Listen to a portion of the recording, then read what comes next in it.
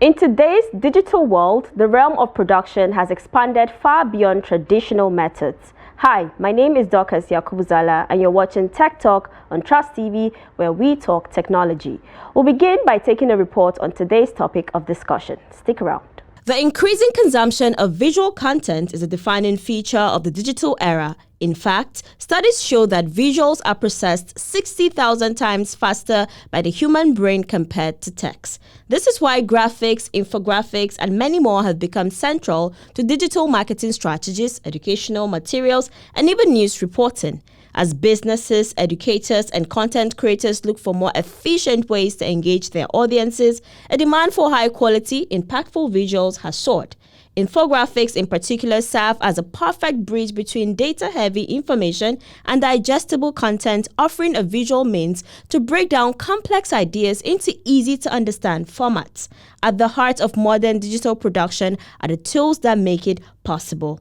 Now let's talk data. Infographics, for example, are often built around data, and with the vast amount of information we generate daily, effective data visualization has become crucial. The role of the designer is not just to make the information look appealing, but to ensure it's easy to understand and interpret. A poorly designed infographic can make data more confusing rather than clarifying it. But as they always say, everything that has an advantage also has a disadvantage, which leads us to the challenges in the digital production process: oversaturation, cross-platform compatibility, speed versus quality. As the digital world continues to evolve, so too does the need for high-quality, visually compelling graphics and infographics. Designers have more tools at their disposal than ever before, empowering them to create stunning visuals that engage audiences, communicate complex ideas, and drive action.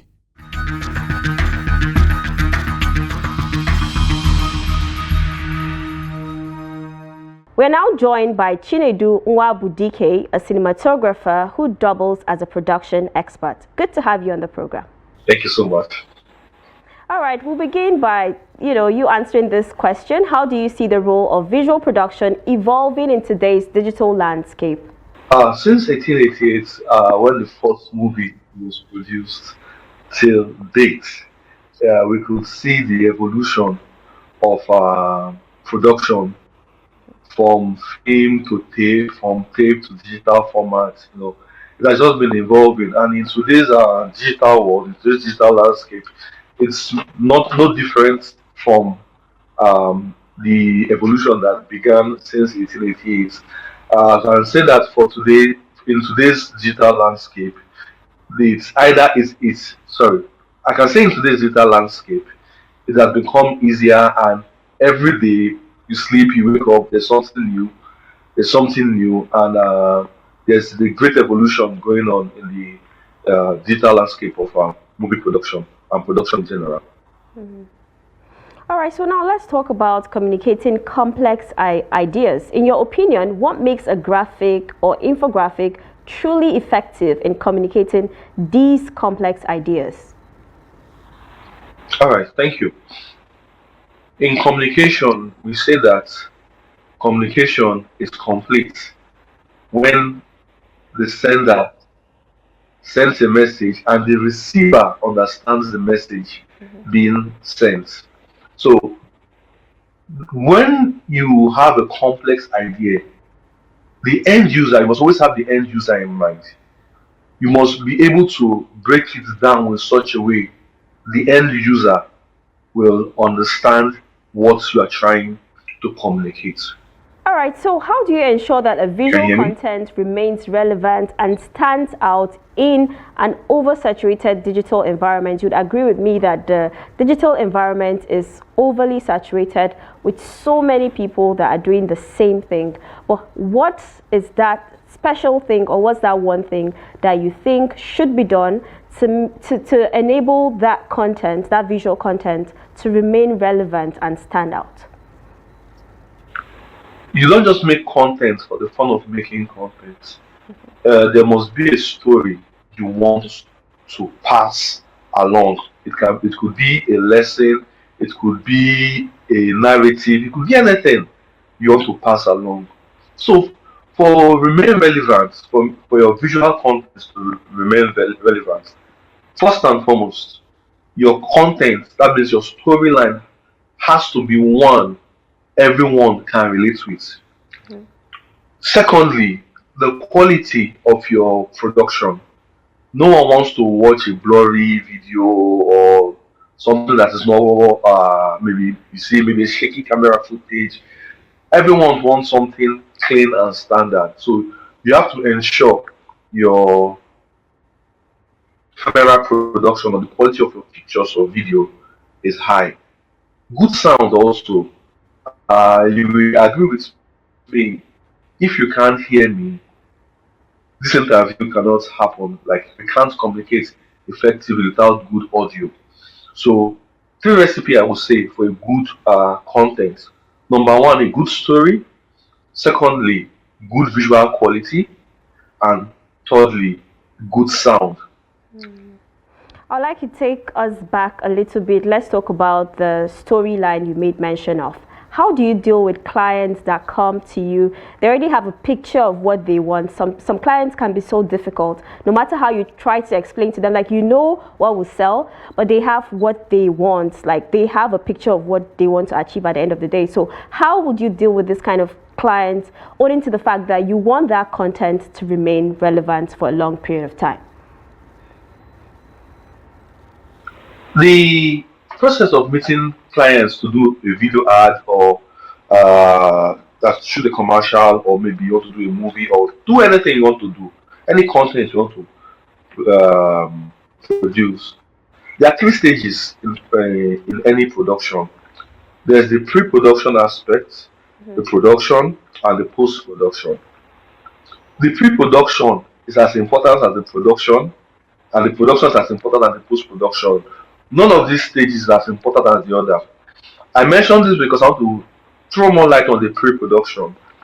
During the pre-production, you're going to have series of meetings with the clients. You know, you don't want to impose your idea on the client. You want it to you want to bring the client's dream to life with your own idea or with your own. You are the professional, so you're not trying to shut the client down. The client is not also trying to tell you how to operate your camera or what angle to take. It's there has to be a meeting point where you tell me your story. I will say your story back to you the way I understand it. If you say yes, that is what you want, then I will go back, come up with a script. There's always a team. Talk to my script writer, come up with a script. We're trying to paint your story, but we want to make that story impactful, not just let me use the word beefing up your story. We want to make the story impactful while still retaining the original idea of the client. And the thing is that sometimes some clients come and tell you that, oh, I don't have any idea. Whatever you do is fine. And some of those clients, when they now see what you've done, now say, oh, I want it like this, I want it like that. That is why a contract in this case is very important. You have to sign the contract. That's another, apart from listening to the story of the client, knowing what he has in mind. Once you synchronize ideas, you have to sign the contract. This is what we are paid to produce. This is the story we're sticking to. And a storyboard, a script and a storyboard is practically the whole film you're trying to produce. So we're not going outside the storyboard, we're not going outside the script. Sign here, sir. And once you've signed the contract, on your own part, you ensure you stick to what's on the storyboard and what's on the script, and you produce it. So the client come and say, "Oh, after production, I mean now." The client comes to say, "Oh, I don't like this one. I don't like." So it was in the storyboard. You signed and you agreed. All right, so now let's talk about mistakes, the mistakes that people make when designing digital graphics. What are these common mistakes and how can they be avoided? Firstly, I would say one of the mistakes people make is that they try to make uh, designs too busy. Simplicity is the key. Yes, I understand how sometimes when you put too many things, it might be attractive, but at the end of the day, simplicity is the key. But I think Just some imagine, clients want I busy go ahead. graphics. Some clients might want the busy graphics. How would you deal with that? How would you be able to convince them that simplicity is the key? Oh, okay. If a client wants basic graphics, you know, at the end of the day, sometimes you just have to design and remove your mind from the design. Like, there's some jobs I can do. I'll tell the client, please don't tag me, don't mention my name, because I don't want to be associated with that kind of production. Hmm. And I'll try my best not to write my name or my company's name in that kind of a thing. Um, it's one thing because, to be honest with you, as freelancers, we don't get jobs every day. So you want to retain any prospective job you have. So if Hmm. the client says he wants busy graphics, ah, you might try to see. The thing is that always try to explain. Always try to see. Uh, always try to let the client see where you are coming from. Mm-hmm. If you try to explain and he say no, I still want so many things. All right. If you have the time, design so many things and make an alternative design of your own concepts. Now, I'm not saying scanty graphics. Simple doesn't mean scanty. Simple means that we're just trying to communicate what the main message of the design to the intended audience. So if they want busy, you can make it busy, but like I said, simple don't necessarily mean scanty. Hmm. So if the client says that's what he wants, fine, that's what you want. But I would say something, your job, one of your main job as a designer is to ensure that the message the intended message gets to the audience that it was meant for. Once the audience sees it and they understand, it's good. At the end Okay. of the day, customer is always right. Mhm. Customer is king. Yeah. Hmm. All right, I believe we have viewers out there that want to produce high quality visuals. So, can you please tell us what design tools you use more frequently, in producing these high quality visuals and why? Okay. Let me start from the free ones. I don't use them. There's Canva for design. It's practically free. It's one of the in fact, a layman can go to Canva and design. There are even templates you can modify. It makes your work faster and you can do a lot with Canva. There's CapCut. But personally, I use professional paid softwares. I use Premiere Pro Mm-hmm. for my video editing and I use Photoshop for my design and photo editing. The reason why I use Adobe products as Premiere Mm-hmm. Pro, Photoshop, After Effects, and the like is simply because I can communicate my idea. I can tweak anything. I can tweak any design, tweak any video exactly the way I want. There's flexibility in a nutshell.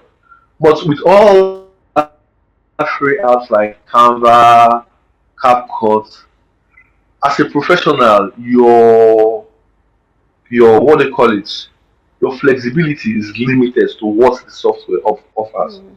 But for the professional software, it's as far as you can think, as far as you can imagine. Yeah, someone may argue this that on other non-professional software, like I mentioned, Canva and CapCut, that you can do anything. But the question is like for something as simple as text, can I animate it the way I would like to animate it? Am I limited to what the okay, for example, I'm using a template. Am I limited to what CapCut gives me? Am I Mm-hmm. free to tweak it? So, for example, if CapCut gives you red, there's nothing you can do about it. Red is Mm-hmm. red. You either use it or leave it. But with other software like Premiere Pro, I Yeah, I I didn't can get it. actually Hmm. sorry I meant to say CapCut. If CapCut gives you red, red is red. But someone like Premiere Pro, I can change it to any color I want. So that's the downside of the free software as compared to the paid software I use. So I use the paid software essentially because of flexibility to bring my ideas to life the way it is in my head. So now let's talk about one thing that has been trending. You'd agree with me that AI has been in the news. Last year it was so popular, and even this year it's so popular. How is AI changing the way we approach graphic design, infographic creation, production generally? How is AI, affecting this approach of graphic design? Thank you. So I would say AI is the future. You either embrace it or get kicked out. AI is the future. Um, in the past, you will need uh, a copywriter, you will need a scriptwriter. Today, I can throw my idea into ChatGPT or any AI. There's so many AI software platforms and softwares for writing.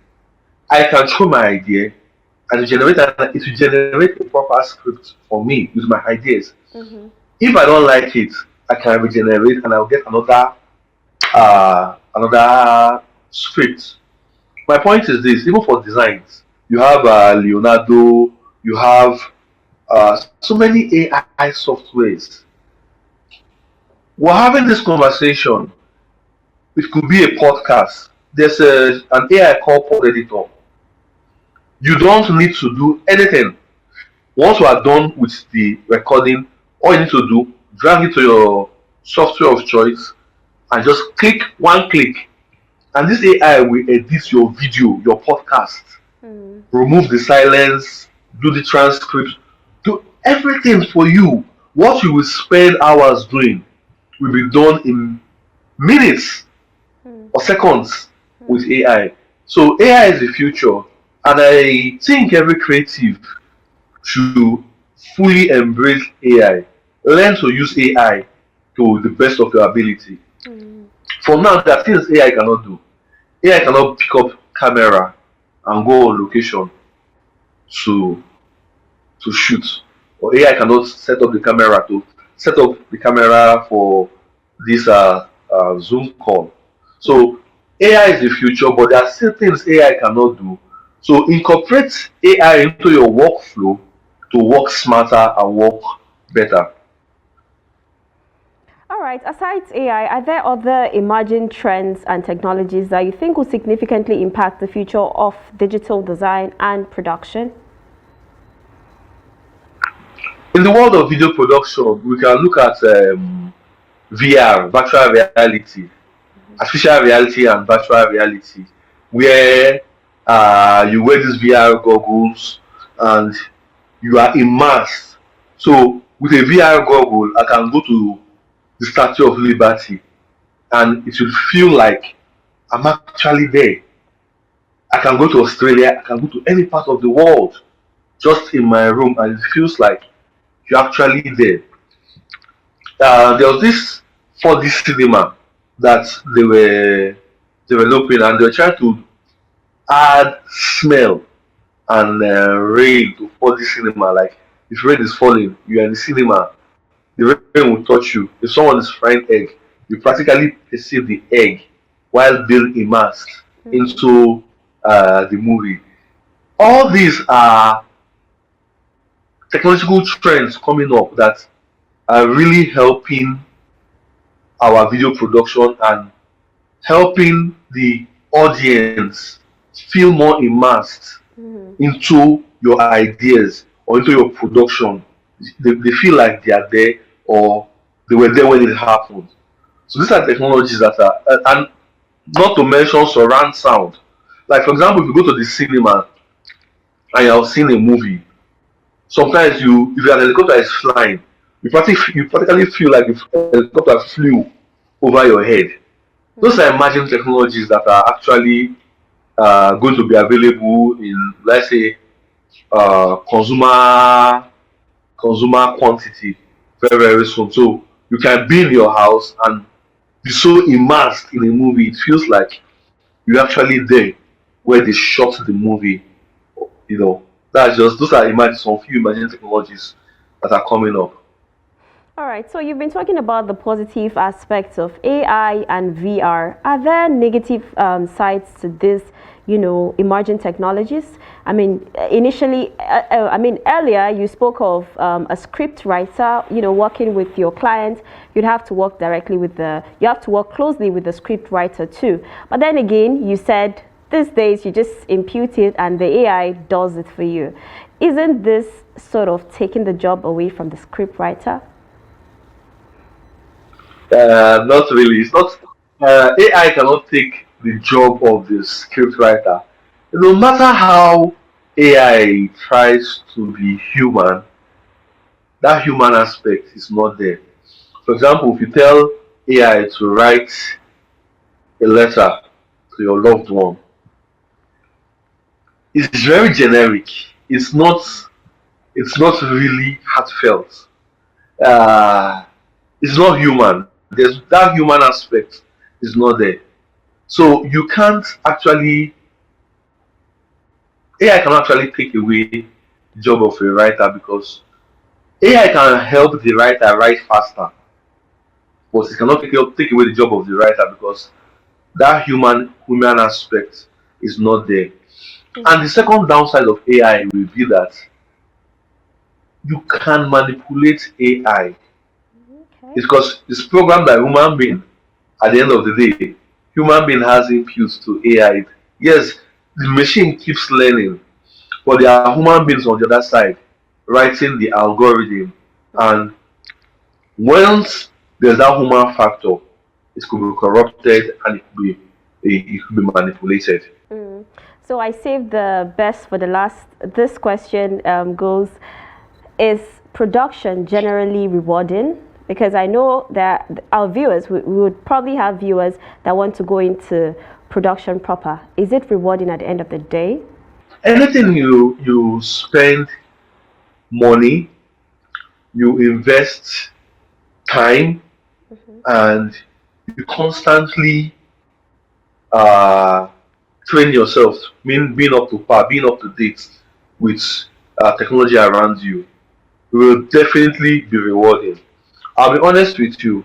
One during the period when you're learning, you may not get those big figures you are hearing, but after a while, when you become really good at what you do, that you don't really need supervision.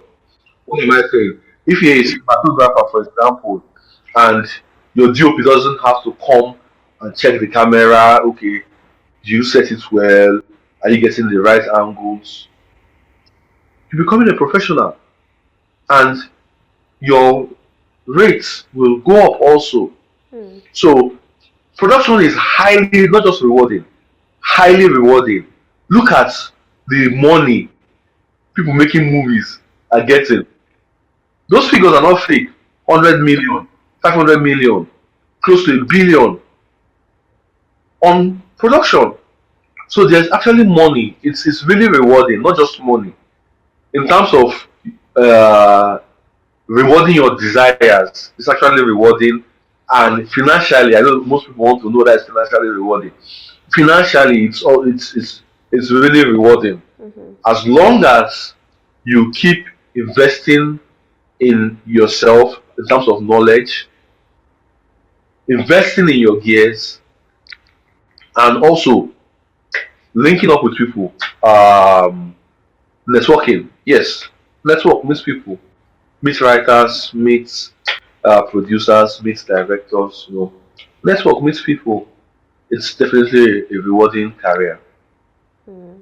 Thank you so much for joining us and sharing your insights and also motivating us myself and our viewers to go into production proper, because you said it is extremely rewarding. Thank you. Thank you so much. Next is Tech Tips. Do stay with us.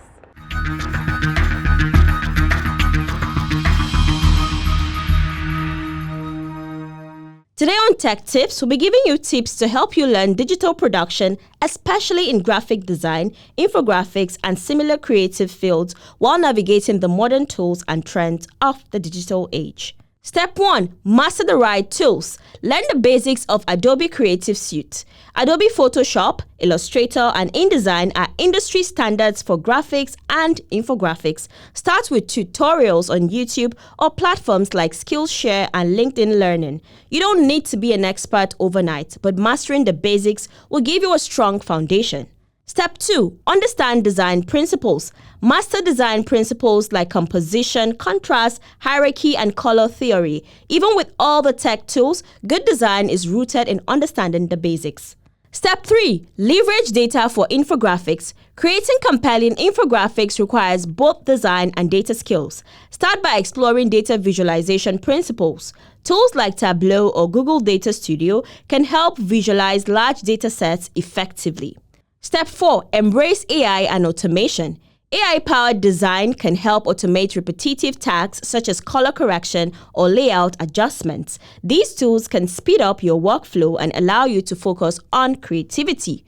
Step 5. Practice cross-platform design. In today's mobile-first world, your designs need to adapt to different screen sizes. Learn responsive design principles for websites and mobile apps to ensure your visuals look great on all devices. Step 6. Experiment with motion graphics. Begin with small motion elements like animating a logo or a simple transition in software like After Effects or Animaker.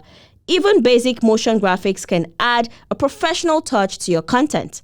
Step 7. Explore online courses and tutorials. Platforms like Coursera, Udemy, and Skillshare offer comprehensive courses on digital design, data visualization, and animation. These platforms usually have beginner to advanced courses. And finally, Step 8. Build a portfolio. Showcase your work. As you learn, document your process and project to build credibility in your field. And that's a wrap on the program today. Do also follow us across all our social media platforms for more programs, news, and documentaries. My name is Dorcas Yakubu. See you again next week.